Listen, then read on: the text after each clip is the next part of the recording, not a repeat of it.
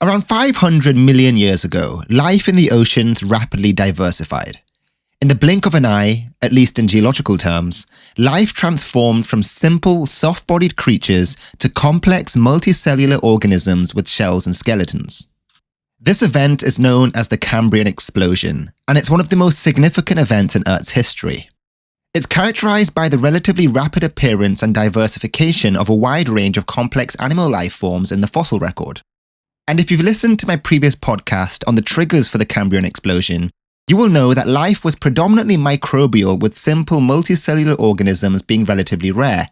However, over this time period, there was a remarkable burst of evolutionary innovation, leading to the emergence of diverse and complex organisms with hard bodies such as shells, exoskeletons, and skeletons.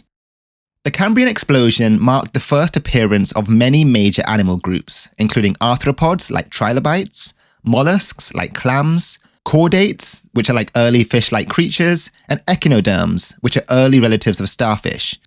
It also witnessed the evolution of sophisticated feeding strategies, locomotion, sensory organs, and other anatomical features that became the foundation for subsequent animal diversity.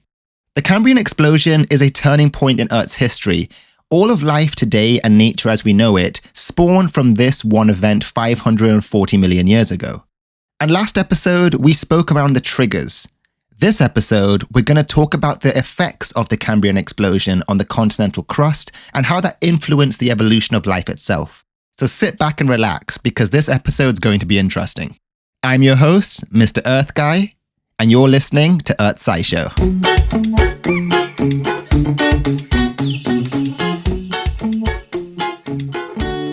The size of Earth's biosphere is limited by those bioessential elements that are in scarce supply. Many nutrients must first be liberated from surface-exposed continental rocks to be made available to life, creating a link between the composition and the surface processing of the Earth's crust and the evolution of the biosphere. This is especially true for phosphorus, a candidate element for the ultimate limiting nutrient for life on Earth. However, it remains challenging to quantify the concentration of phosphorus within Earth's crust over time. This problem requires both identifying the lithology proportions in the crust and the phosphorus concentrations of those lithologies. Planets initially developed crusts solely composed of igneous rocks, yet the proportion of Earth's crust that is exposed to weathering today is mostly made up of sedimentary rocks. This means that all the phosphorus that exists on Earth and in the phosphorus cycle existed within those igneous rocks first, and the long-term evolution of the Earth's crust from that broadly igneous body to mainly sedimentary is of both unknown timing and uncertain consequence for global nutrient supply. The major element chemistry of sediments and igneous rocks do appear to have been strongly correlated and static over much of the past several billion years of Earth's history. However, sediments may become strongly enriched in nutrients compared to the igneous rocks from which they ultimately derive, owing to the processes that occur during biological cycling. For example, phosphorus may be preferentially deposited on continental shelves during biomass burial. Continental crust may therefore become enriched in phosphorus over time if those nutrient-rich marginal sediments are retained rather than subducted. And this is where the researchers of this Cambridge study wanted to focus their research, to understand the constraints that are needed on the continental lithochemical evolution, changes in the relative abundance of crustal rocks, and their chemical compositions. And what they found was amazing. The researchers identified that following the Cambrian explosion some 540 million years ago, quantities of the life-giving nutrient phosphorus tripled in the crustal rocks, a change that supported the continued expansion of life on Earth. In effect, they found that the ancient life had a profound impact on its environment, even to the point of resetting the chemistry of the continental crust. Using a database of information on ancient rocks, which has been compiled by scientists across the globe, the researchers built a map to show how the chemistry of Earth's crust has fluctuated over the last 3 billion years. And they found that following the increase in phosphorus at the time of the Cambrian explosion, the contents of this key nutrient in crustal rocks have continued to grow up until present day. You see, life in all its varied forms, from the large whales to the minute plankton, relies on 6 key ingredients: carbon, hydrogen, nitrogen, phosphorus, and sulfur.